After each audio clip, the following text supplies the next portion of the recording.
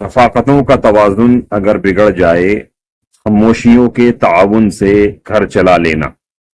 इस शेर में कुछ अल्फाज ऐसे आए हैं जिनके मानी को हमें समझना है।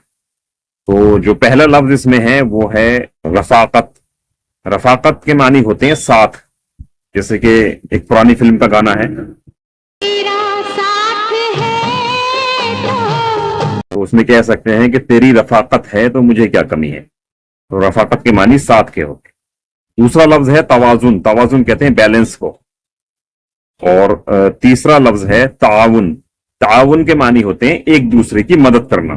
तो इस शेर को एक मिसाल के जरिए आसानी से समझा जा सकता है। जैसे कि हस्बैंड और वाइफ हैं, उनमें क्या होता है, उनमें रफाकत होती है, यानी वो एक दूसरे के साथ होते हैं।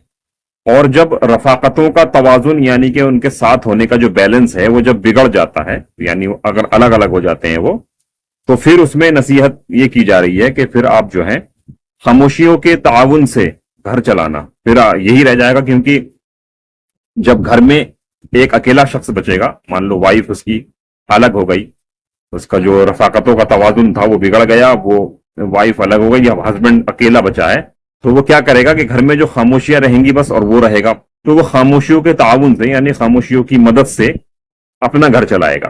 तो ये बात शायर ने अपने शायरी के अंदाज में कही है कि रफाकतों का तवाजुन अगर बिगड़ जाए, खामोशियों के ताउन से घर चला लेना।